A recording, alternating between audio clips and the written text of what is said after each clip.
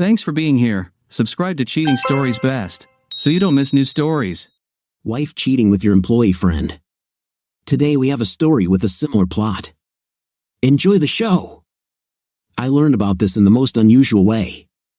It happened at the start of our annual men's fishing weekend. The guys, Scott, Stan, Roger, and I go to the lake for a 3-day fishing trip while our wives have a girls' weekend away. We have known each other for many years, and Roger and Mary are our closest friends.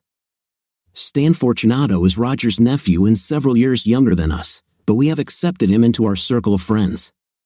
Over time, he became one of my best employees. When Laura and I got married, we were still high school graduates, but I was goal-oriented and hardworking. Shortly after graduating from high school, I started a small pool service business, and within 2 years, it had grown to serve over 100 homes with 4 employees. The business continued to thrive, and 20 years later, I serve over 1,500 homes with a team of 30 dedicated employees, including the invaluable Stan, who has proven to be a wonderful asset to the company despite having no college education or work experience. Stan's enthusiasm, hard work ethic, and excellent team relationships made him an exceptional leader for our Orlando location.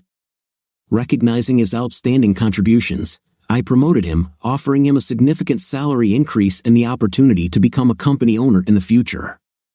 Our professional relationship developed into a true friendship, and we enjoyed working together. Over the years, I expanded the company's business from Tampa to Orlando, making it the leading pool service company in Central Florida. Since the vast majority of homes have swimming pools that require constant care and maintenance, our services are in great demand. Revenues and profits increased sharply, strengthening the company's position in the market. As the business grew, the importance of financial management became apparent. I relied on Howard, a trusted and experienced family member who was a retired tax accountant and had a wealth of financial knowledge. On his advice, I used all my home equity to expand my business when mortgage rates were extremely low. My confidence in Howard is a testament to his experience and dedication.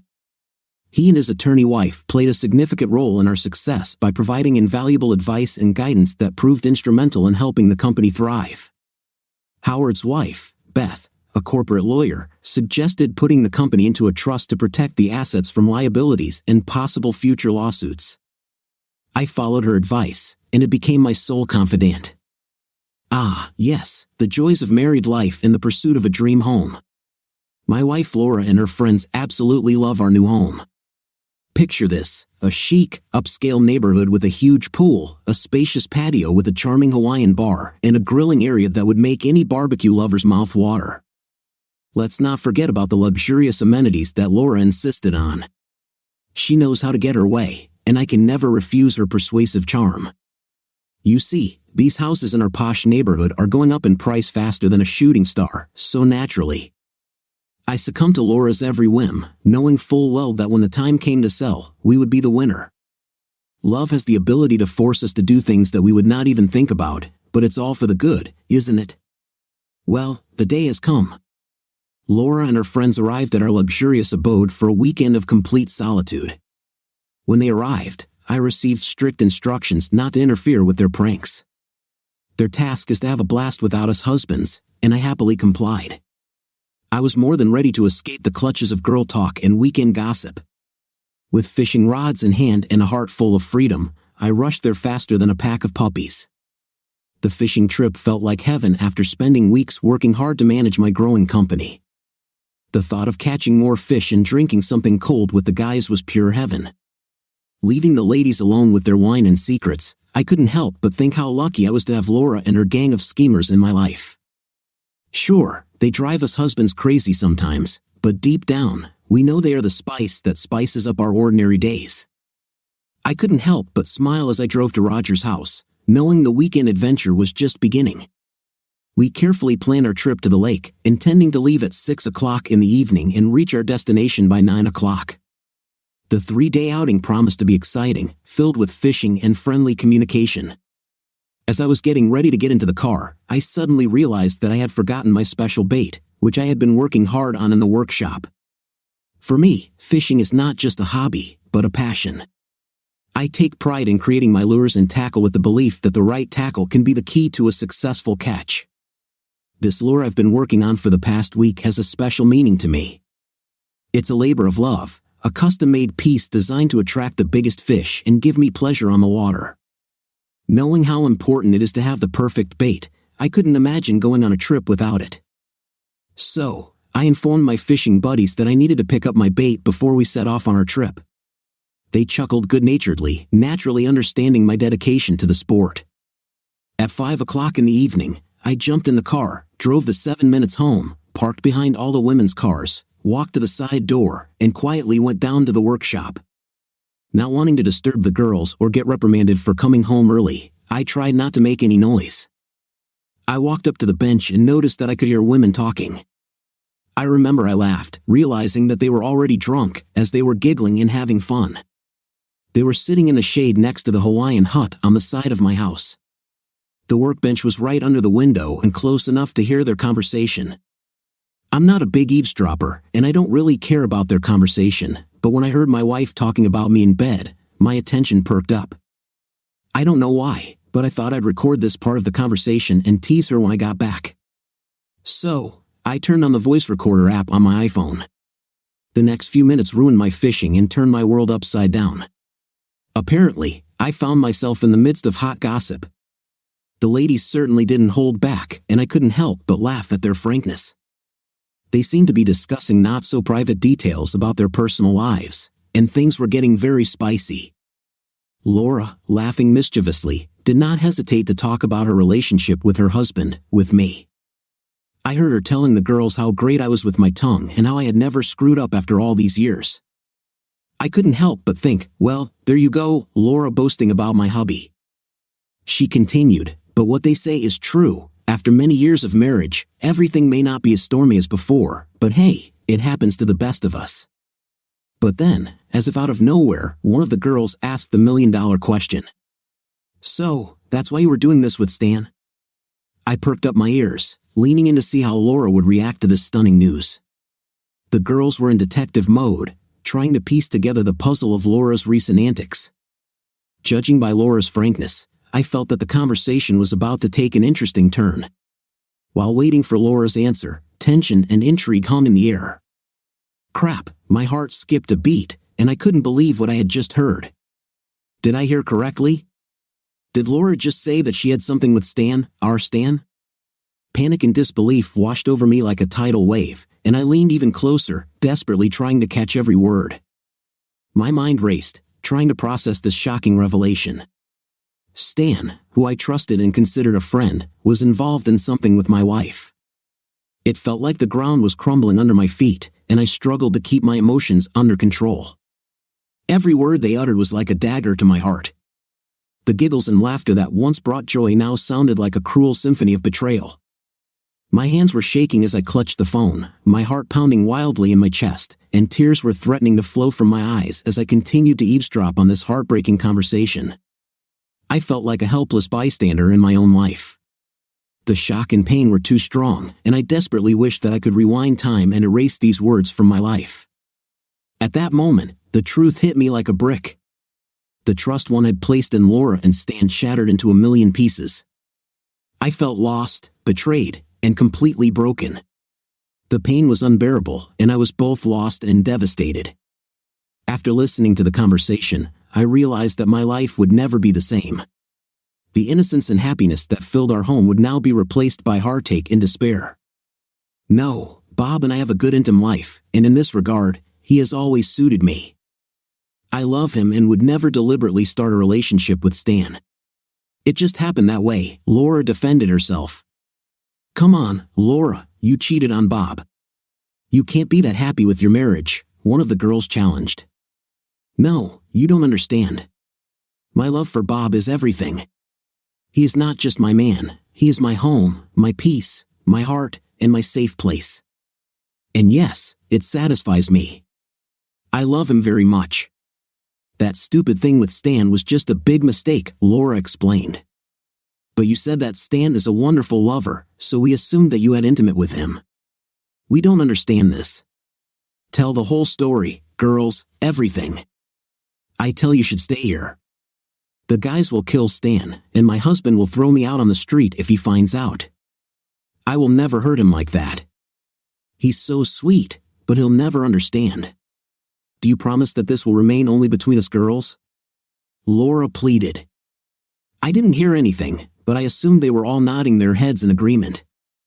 Okay, don't try to repeat any of this, but after Susan left Stan last month, he was in turmoil, in complete shock. He was going to propose to her the day I saw him in the restaurant. We sat down together, and he opened up to me and told me the whole story, girls. He was crying, this big, strong man was crying, and my heart sank. I felt so sorry for him, and I sat with him until he calmed down. He was so depressed and upset that I felt an almost maternal need to take care of him, Laura revealed. Yeah, you're old enough to be his mother, give us a break, Laura. You had an intimate need to take care of him, not a maternal one of the girls interjected. Well, as it turns out, you're right. But intim didn't cross my mind at the time. Anyway, he walked me to the car and thanked me for being a good friend and allowing him to express his feelings.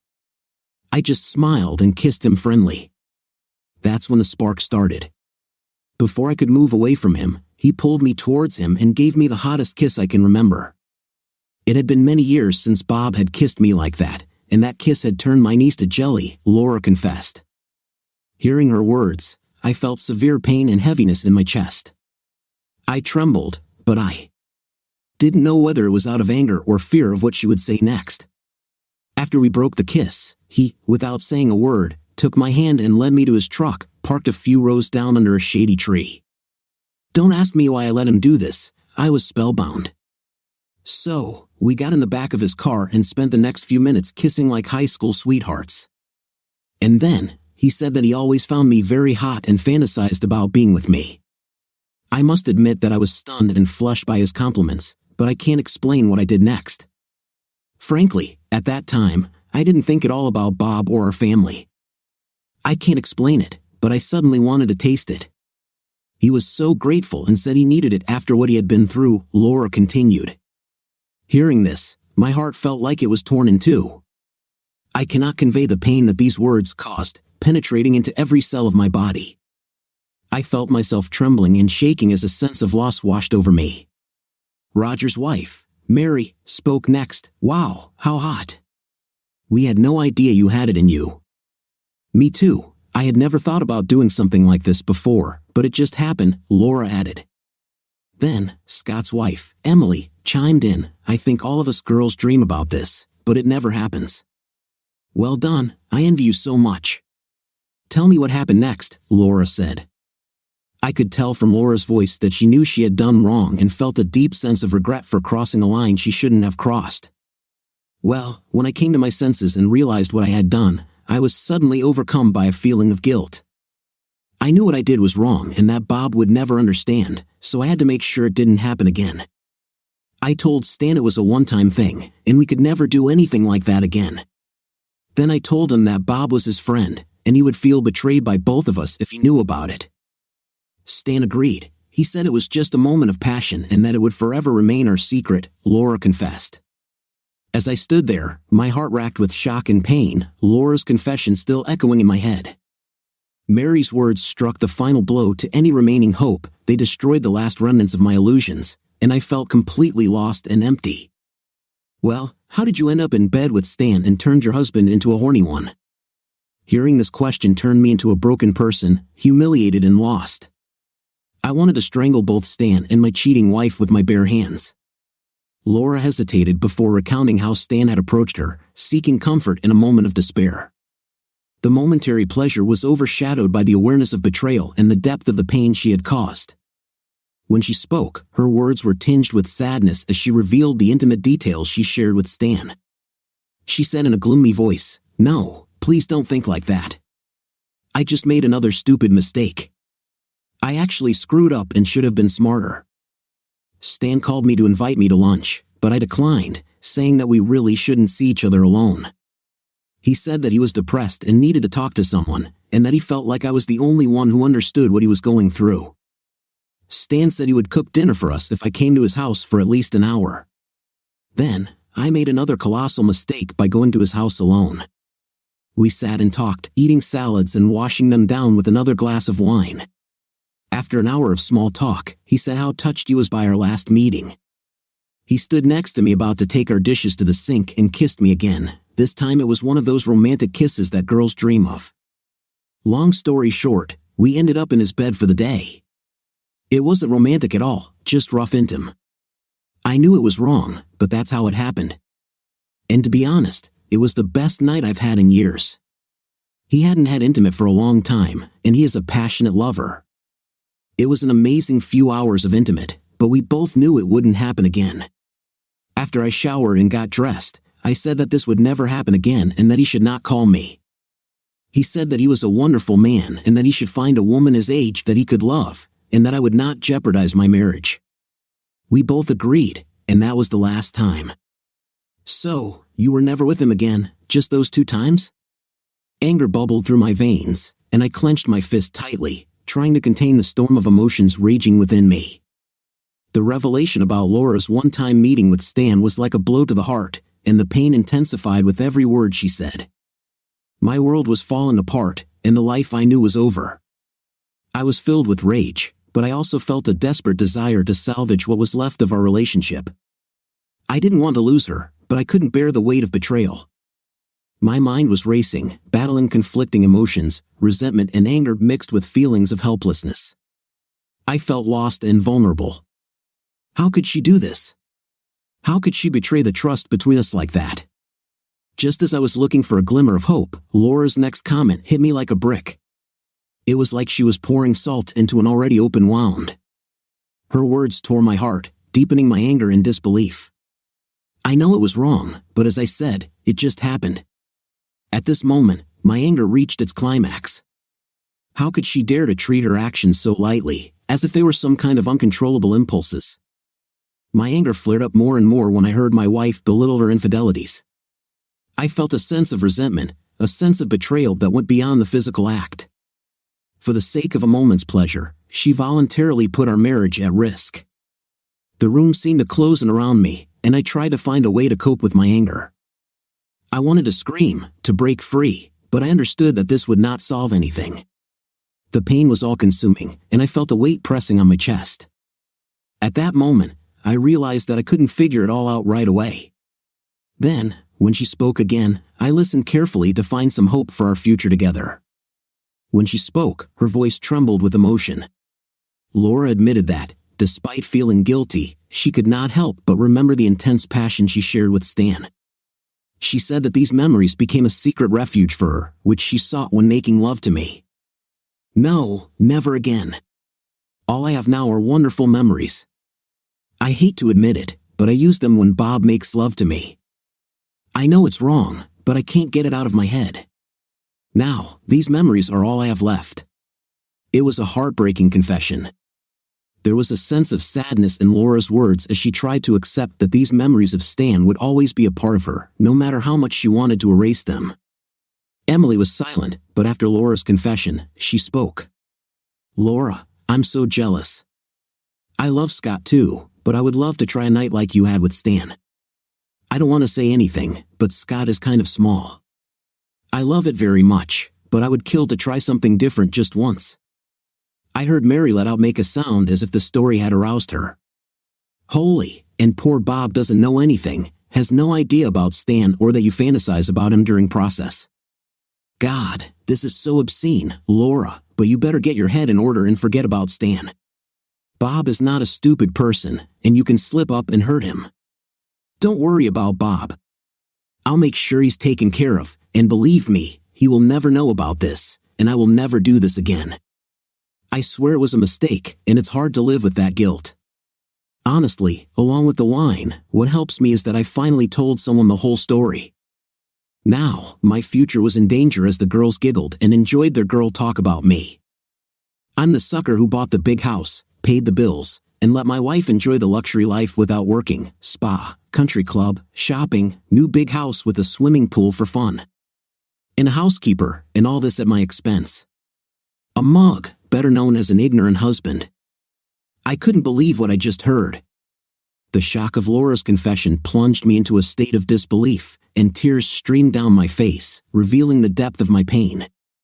Time seemed to fly by in a blur as I listened to the conversation, and I could not tear myself away from the painful truth. I understood that I had to leave, distance myself from the situation, at least for a while.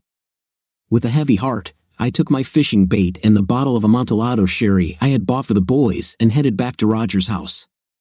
The guys were waiting for my return, atop the turmoil raging inside me. The tears continued to flow as I drove, my head a whirlwind of confusion and resentment. I needed time to think it all over, to come to terms with the betrayal I had just discovered. I was not ready to meet Laura and tell her what I had learned. The pain was too strong, too overwhelming. I wanted to stick to my original plan, get away for the weekend, and find solace in a place where I could be alone with my thoughts.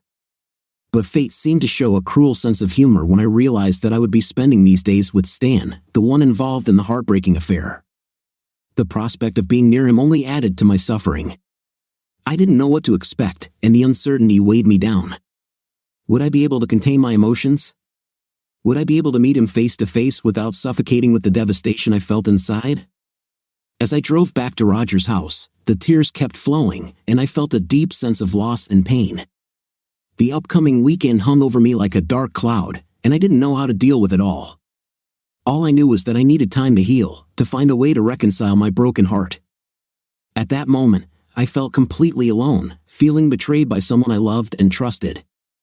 The sadness in my heart was overwhelming, and I prayed that I would someday find a way to mend the pieces of my broken soul.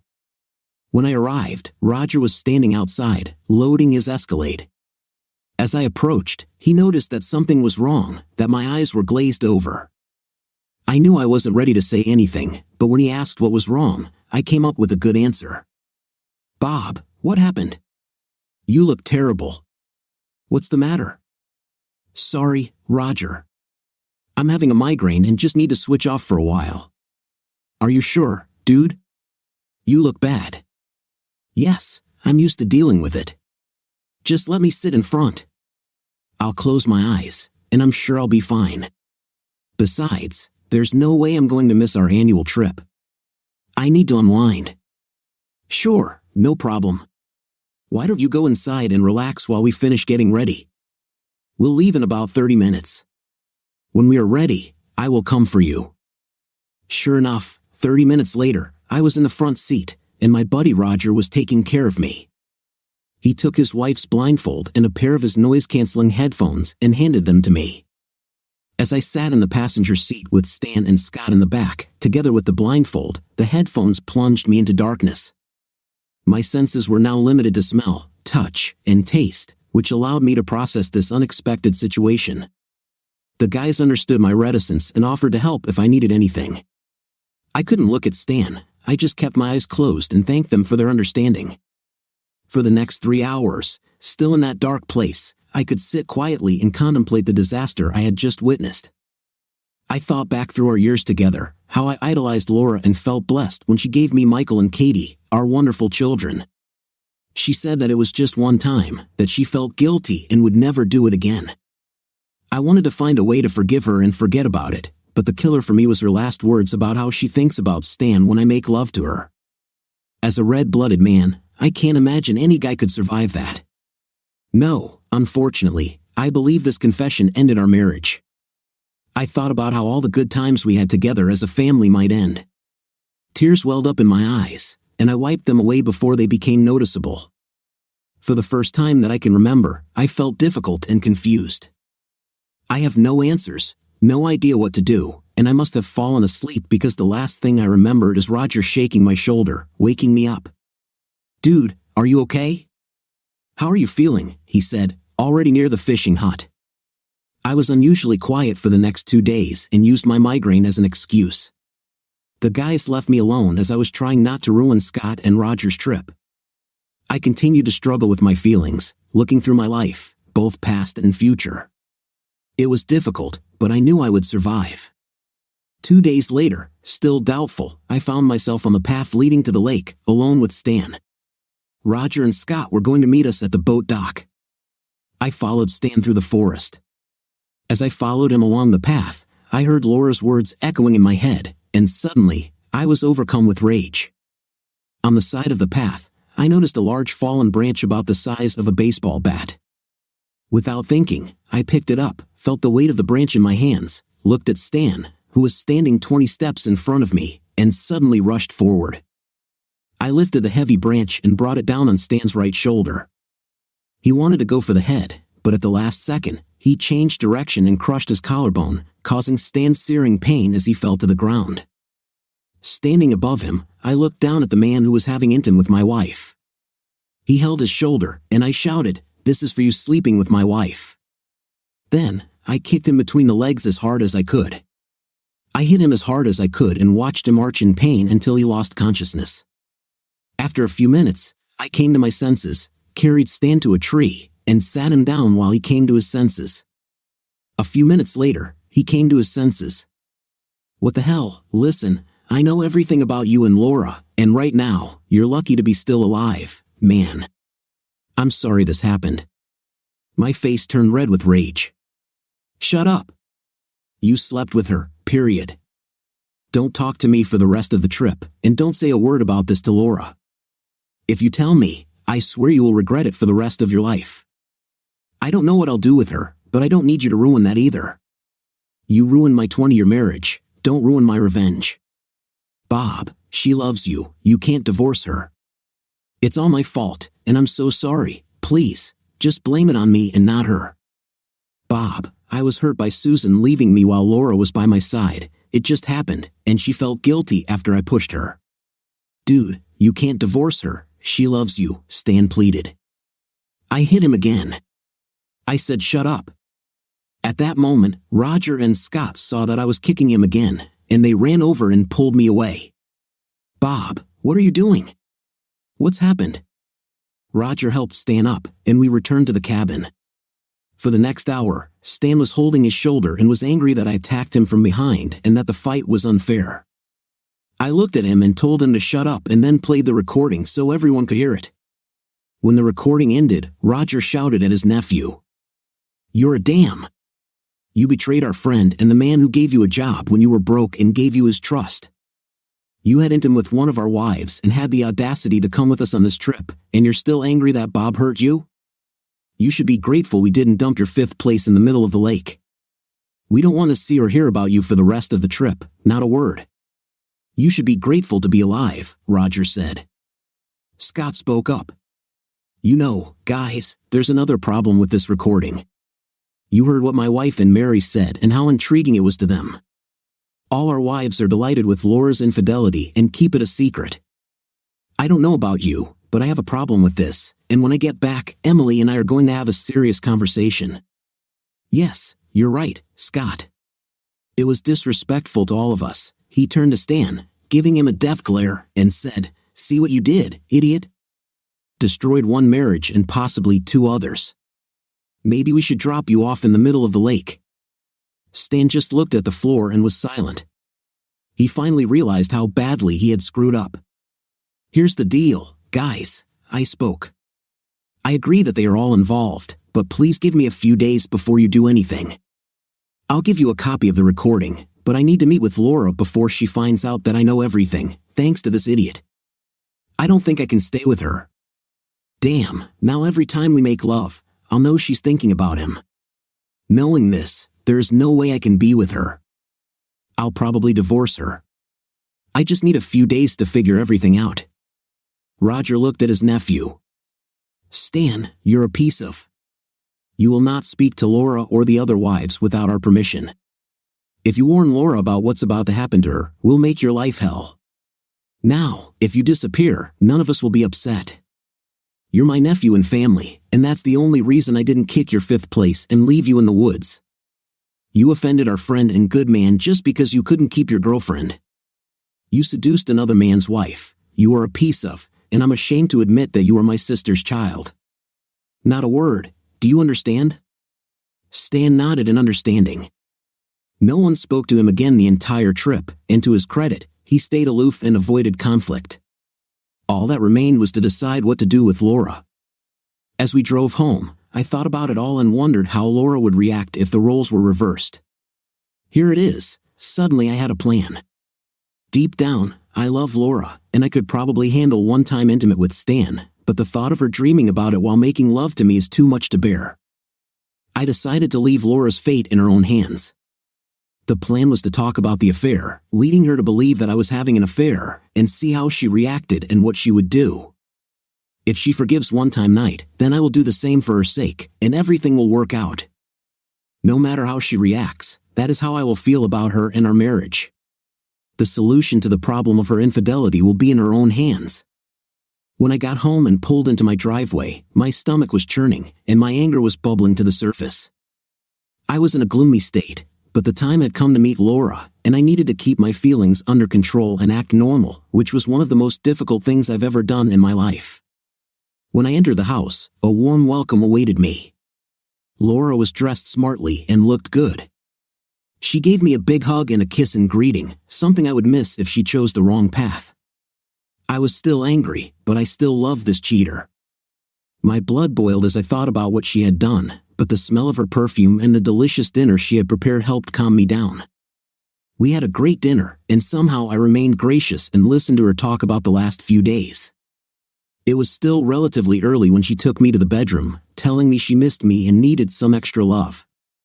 I smiled to myself, realizing that our future depended on her. Laura wasted no time. After a while, she was already lying on the bed, pulling me towards her, and for the first time in our entire relationship, I couldn't. Laura looked up at me in shock. I realized that this hurt her. "Baby, what happened?" she asked. "It's showtime." I put the phone on the nightstand and began to record the sound so that there would be no misunderstandings with my conversation. "Laura, I need to tell you something. There is someone else, and it makes me feel so bad that I can no longer remain silent." Shocked, she looked up at me and asked, "What do you mean there is someone else?" "I'm really sorry. It only happened a couple of times, but the night was so great that I just can't get it out of my head." Her Latin temperament flared up just as I predicted. "You're a damn stupid. Have you had intimate with someone else and can't stop thinking about it?" "Baby, it was just a night, and I still love you," I said, trying not to say that I was having an affair. "I cannot believe it." "What do you mean you can't stop thinking about it?" "Well, to be honest, it was the best night in my life, and I can't get it out of my head." I said the words carefully, not implying myself, but simply repeating her own words from the recording. She began to cry, clearly stung by the thought of betrayal. Was I cruel and rude? Perhaps. But in reality, I am the victim, not her. I left the floor to her. Suddenly, she shouted in an angry voice, You can pack your things and get out. I'm not going to stay married to a cheater. You know that my father cheated on my mother, leaving her broken. I won't let you do this to me. Now get out. I will divorce you and make you pay for it. I was the perfect wife, gave birth to our 2 wonderful children, ran the house, cooked you dinner, and treated you with love, and this is how you repay me for it." I almost laughed at her behavior and comments. She won't like it in a few minutes, that's for sure. "Laura, it was just night and only those 2 times. Come on, it was only once. Are you sure you want to get a divorce because of this? Listen, only intim, you're kidding. I don't believe you. And how do I know if there were others? I can't trust you. And yes, I wanted a divorce, and you will pay dearly for it. You do know that our state just passed a new law in favor of the injured party of adultery, right? I will divorce you based on this law and take everything you are worth. Hell, I'll even take your business and keep you as one of the boys at the pool." Wow, I didn't expect you to be so heartless and cruel. As I already said, there was no love there, there was only intimate, and only those 2 times. Is this really what you want? Are you sure forgiveness is impossible? Maybe we can go to counseling. I tried to save the marriage, but in fact, she herself made the decision to end it and did not even know it. No, it's all over between us. I won't be married to a cheater. Just pack your clothes and leave. Stay with Roger or get a hotel room, but I don't want to see you anymore. You will learn about this from my lawyer." I couldn't help but smile. She didn't even suspect that she had just brought herself to execution. With venom in her voice, she shouted, "Why do you have such a grin on your face?" "Well, honey, you just made my decision easier." "What do you mean made your decision easier?" she asked. Let me show you something. Get dressed and come with me. She was still angry and seething, but she followed me into the workshop. I asked her to stand at the same window where I was recording. I told her to stay where she was and not move until I returned. I went outside, synced the Bluetooth speakers with my iPhone, and returned to the workshop. She was still angry, but now looked confused. As I stood next to her and pressed play on my phone, my cheating wife became even more confused when she heard herself speak. But she continued to listen, and then her expression changed to shock when she heard the whole conversation. She burst into tears and fell to her knees. The realization of what had happened hit her hard. "Baby, I'm so sorry." "How did you hear that?" she asked, continuing to cry. "Well, I don't know why this is important, but I had to go back for something I forgot to take with me. I didn't want to disturb you girls, so I came in through the back door to avoid your little party. That's when I heard you talking about me in bed. I wrote this down because I was going to share it with you and tease you when I got back. But when you confessed to your affair with Stan, I stayed and wrote everything down. Darling, you heard me say that it was just a one-time thing and only intimate. You should know that there is nothing between us. I have to forgive myself. I'm very sorry, but you weren't supposed to find out." Among our tears and heartache, Laura's words of repentance made their way through the pain. Her voice trembled with genuine sadness and regret as she asked me for forgiveness, exposing her vulnerability. Her plea for understanding touched me, and I realized that beneath the layers of hurt and anger lay deep love. But I did not give in to her tears and pleas. My voice was cold and distant as I revealed the painful truth to Laura. The resentment was deep, and I could not shake the feeling of betrayal that consumed me. The words that she dreamed about Stan during our intimate moments destroyed the last shards of trust between us. "I heard everything, Laura," I answered, losing the warmth in my voice. "You're right, but you left out the part where you admit that you dream about him when you and I were making love. How can you expect me to just forget about it?" For the first time in our marriage, her tears did not seem to touch me, but the pain of her words sank deep into my heart. The image of her dreaming of another man while I poured my love and soul into our moments together was too much for me to bear. "I can't ignore this, Laura," I continued, my voice filled with bitterness. "And I also can't ignore the fact that you were never going to tell me about it and continued to keep me in the dark. You destroyed something inside me, and I don't know if I can ever trust you again. How can I believe that you really love me if you dream of someone else?" I was filled with anger and felt that I deserved better. The thought of being with someone who couldn't fully commit to me was the final blow. "I can't just pretend like everything is fine," I said, my voice firm. "Dreaming about another man while we are together is a reason for separation for me. I don't know how to love you again knowing that in the most intimate moments, you think about him and not about me." The pain in my heart was overwhelming, and the thought of repairing our relationship seemed impossible. I couldn't find it in myself to forgive her when she betrayed me in such a deep way. Silence reigned in the room as the weight of my words hung in the air. There was nothing more to say. The truth had been spoken, and the pain was too deep to be erased. It was clear that the damage done was irreparable, and the path to forgiveness was a path I could not imagine. At that moment, I realized that our love was destroyed forever, and the future we imagined together was now nothing more than a distant dream. The realization was painful, but it was one I had to accept if I was going to find a way to heal and move on, even if it meant doing it without her by my side. My side? No, that's not what I meant. You don't understand. I love you, and I don't want him, Bob. You need to give me a chance to explain everything. Do not lie to me. I heard what you said on that tape, and the thought of him in our bed is too much for me. I never would have thought that you would betray my love and cause me so much pain. If I'm wrong, look me in the eye and tell me it's not true. Look at me and tell me you weren't thinking about him when we made love. Yes, that's right, you can't even look at me. Damn it, you ruined everything, Laura.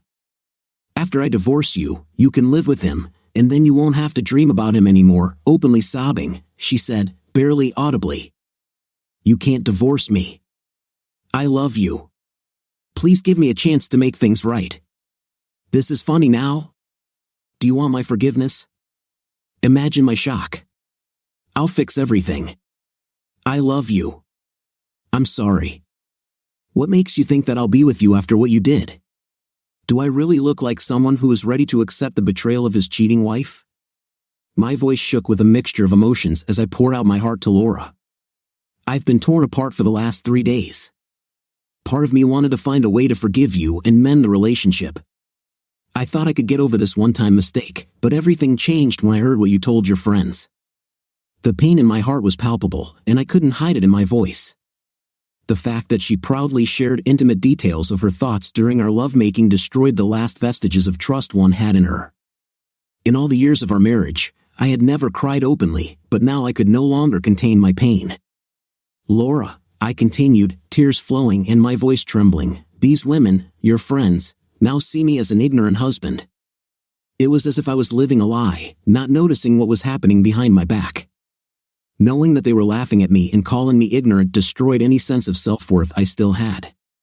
And so, it is no longer a part of my life. In addition to our marriage, you have managed to destroy our friendships. She was visibly moved when she saw my tears and realized that she had caused me incredible pain. I believed that deep down, she did not want to hurt me at all, but my tears made her realize what her selfish act led to. She felt overwhelming regret and sadness, cried openly, and tried to hug me. I pushed her away and took a deep breath, trying to pull myself together. I know that in the past, I could be an ignorant husband, but now everything has changed. I can't ignore what I know. I won't let anyone treat me like that again. When I spoke, there was pain in my voice from betrayal.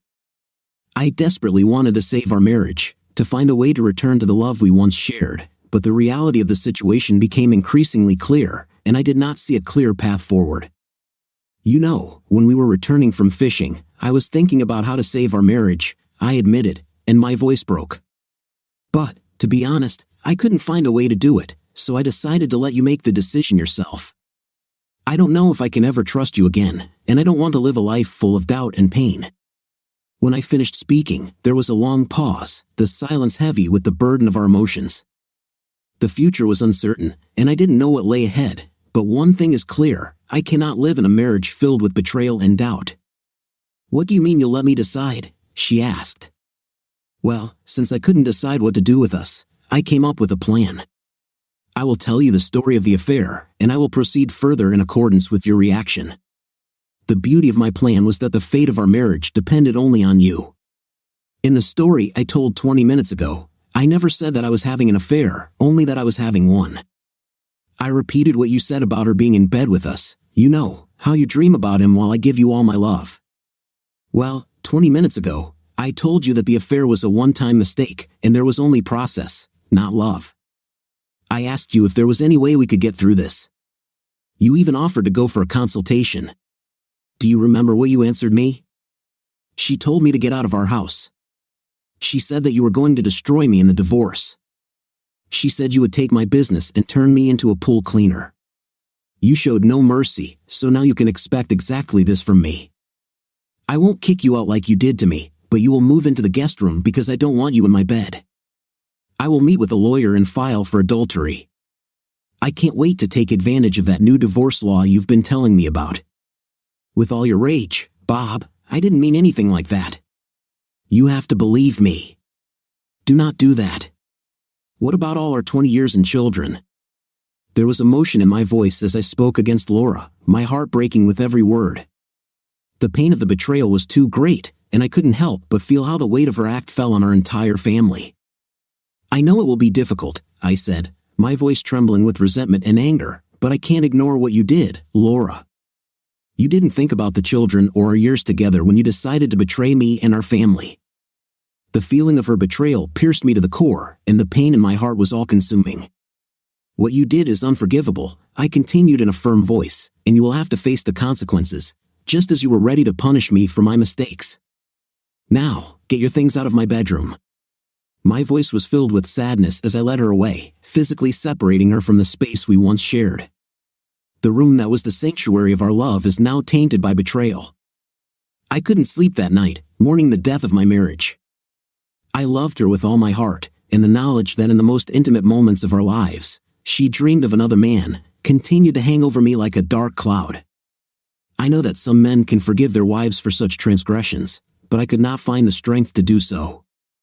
The pain was too great, and the trust that had been broken seemed irreparable. Despite my love for her, I could not get over her words. The dream of a future together is shattered forever, and the loss is immeasurable. All I could do was respect my feelings and emotions, even if it meant letting go of the woman I once loved so much. Before I left, I looked at the woman I had loved for the past 2 decades and said, "You have broken my heart. Today, I lost someone who didn't care about me, but today, you lost someone who was ready to do anything for you." The sounds of begging for forgiveness haunted me until I left Laura for the last time. Bob made a heartbreaking call to his children, dreading the moment when he would have to share this terrible news. His son Michael offered understanding and unwavering support, a glimmer of comfort amid the chaos. However, Katie's reaction dashed his hopes.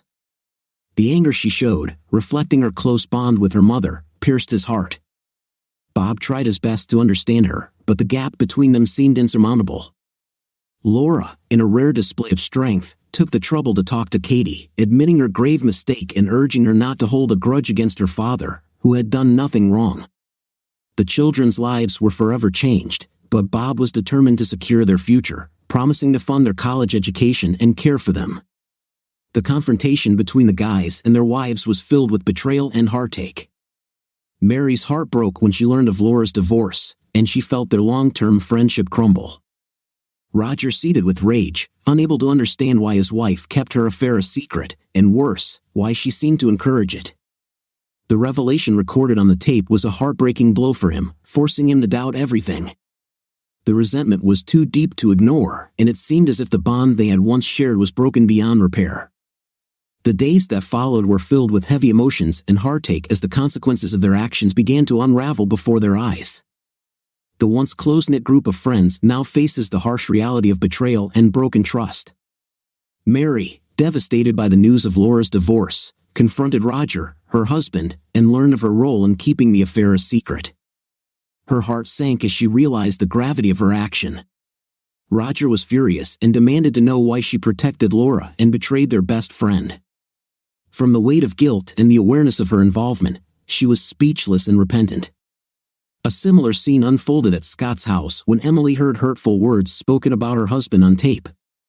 The humiliation and shame were too much for Scott, and he made the painful decision to leave, leaving Emily in tears and remorse. Meanwhile, there was tension in Bob and Laura's house as Bob served Laura with divorce papers. Laura begged him to forgive her, realizing how great her mistake was and the pain she caused, but her pleas went unanswered. Bob's heart was too wounded to think about reconciliation. The hurt was deep, and he knew he could never trust her again. Their case was heard by Judge Montier, and the divorce proceedings became a harrowing ordeal as Laura desperately tried to save her marriage.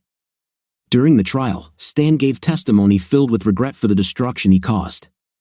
Stan was told that he must either testify truthfully or suffer the wrath of his husbands. With regret and a heavy sense of guilt, his testimony sounded more like an admission of guilt and an apology to the injured parties. The courtroom filled with tears as the final blow to the marriage was dealt. Laura's heart sank even more as she relived the affair while playing the recording. The judge's decision was swift. Bob received a significant portion of their assets and was denied spousal support under new rules set by the state. Laura painfully realized that her actions led to the destruction of her marriage. The excitement and passion she felt with Stan now seemed like a distant memory, overshadowed by the regret and pain she had caused Bob. The once bright future they envisioned together had crumbled, leaving Laura with the weight and consequences of her betrayal. Faced with the grim reality of her situation, she realized that she had lost not only her marriage but also the sense of security and the life she had once treasured. The consequences of their actions changed these friends' lives forever, leaving a trail of heartache, regret, and broken trust. The consequences of their choices will continue to shape their future while they struggle with the pain of their past mistakes and find a way to move on. Since Bob still loved her, he invited Laura to live in their guest room until she got her own place and decided on her future. The house was spacious enough for them to live in it without much stress. Bob worked harder and harder to keep his sanity and came home late enough to avoid seeing her. To her credit, Laura continued to try to win Bob back, but he had no intention of seeing her again. He began dating Becky, his secretary, who was not averse to making Bob happy. She knew that Bob was a good catch, and despite the fact that he was 10 years older than her, she was happy with him. Bob is a good person, and Becky couldn't believe Laura's stupidity and her luck. She would never give Bob a reason to worry or doubt his love. The emotional turmoil of the last 2 months weighed heavily on Laura's shoulders. Having Becky move in with Bob and take over the space that was once hers was a constant reminder of the life lost. It broke her heart to see the happiness and affection shared between her ex-husband and the woman who had taken her place. Every look, every touch, every moment of interaction between Bob and Becky was like a blow to the heart for Laura. Jealousy gnawed at her, and she could not help but feel deep regret for her actions that led to this situation. Her once happy home, filled with love between Bob and another woman, became a constant source of pain and sadness. The bed in which they once slept side by side now became a place of intimacy for Bob and Becky. The thought that they were together in this very place tore Laura's soul. It was a stark reminder that she had abandoned her husband out of selfishness and would now have to face the consequences of her actions. Feeling alone and afraid, Laura tried to find a way out of this emotional abyss. The future seemed uncertain and frightening. She had no job, no prospects, and she was haunted by the fear of being left alone without the man she once loved so much. The unknown of what lies ahead only aggravated her suffering. Having no other choice, Laura was forced to come to terms with her living conditions, realizing that she had lost the man she once treasured. Having come to terms with the real state of affairs, Laura realized that she needed to come to terms with her past mistakes and begin to rebuild her life. It was a painful journey, but she knew she needed to find the strength and inner resilience to move forward despite the difficulties ahead. Laura hoped that one day she could find peace and happiness again, even if it meant leaving the man she once thought would be with her forever. At Bob's office, when the other employees learned that Stan was the reason for Bob's divorce, they treated him like he had leprosy. Nobody talked to him, and he was treated like the scoundrel that he was. He realized that he could not stay there because they were making his life miserable, ruining his work, causing complaints, and loss of money. Stan decided to open his own business and took several clients with him. Bob's lawyer explained that Stan was under a non-compete agreement and was in breach of their contract. Stan, being uneducated, did not even understand all this and continued to develop his business. Bob's lawyer advised him to be patient and wait a few months until they could present an appropriate case. Within 10 months, Stan had amassed over 100 clients, and his business was growing at an impressive rate. He felt on top of the world, enjoying the success he had worked so hard to achieve. However, the euphoria was short-lived when a lawyer filed a lawsuit against Stan, demanding $1 million from him. The lawsuit accused him of not only causing significant financial losses but also of violating an ironclad non-compete agreement. While the legal battle continued, Bob, still licking the wounds inflicted by Stan, was eager for revenge. Money was the least of his worries. He wanted to make Stan pay for stealing his beloved wife, ruining his once happy marriage, and unceremoniously poaching his regular customers. When the dust finally settled, the result for Stan was disastrous. Bob prevailed, taking over Stan's once thriving business and leaving him with no choice but to file for personal bankruptcy. The dream career he had built, with the opportunity to own part of Bob's company, a multi-million-dollar enterprise, collapsed before his eyes, leaving Stan destitute and emotionally damaged. With no formal education, Stan had no choice but to turn to grueling day labor to make ends meet. The dire consequences of his actions could not help but affect him, and he learned a painful lesson that would haunt him forever. Never again to interfere in the affairs of another man's wife and not to betray trust so callously. Scott and Roger's wives realized how close they had come to jeopardizing their marriages just as Laura had done. This was a wake-up call for them, and they realized how important it was to forgive their husbands and how necessary it was to respect and cherish their relationship. They decided to work on rebuilding trust and communication to avoid similar mistakes in the future. Over time, they were able to strengthen their marriage and move forward together, rediscovering the love and forgiveness of their partners. They no longer interacted with Laura and Bob and missed the good times they once spent together. Laura's life took a dark turn as she dealt with the fallout from her failed marriage. With a heavy heart, she accepted that Bob would never take her back. Working as a receptionist at a dental office brought her some stability, but it didn't fill the void left by the loss of her once happy marriage. Living in a small apartment, she felt the weight of loneliness and regret every day. Trying to move on with her life, She met an older man from the office and started dating him, but the new relationship couldn't compare to the love she lost with Bob. The happiness she once felt was now just a distant memory, and she couldn't shake the pain of her past mistakes that followed her every step. In quiet moments, she thought about what could have been, wished she had made a different choice, and preserved the life she had with Bob. However, she had to come to terms with the fact that she had thrown away something special and irreplaceable. The future that had once seemed so bright was now just a shadow of its former self, and she felt a deep sense of sadness and longing for what had been lost. Bob missed Laura dearly, but that void was filled by Becky, who made it her mission to be the perfect soulmate. Bob loved the young woman's energy and lust, and they married a year later. Michael and Katie had a half-brother. What did you think of today's story? I thought the story was interesting with a well-thought-out plot and some plot twists. Write your opinion in the comments. See you in the next video.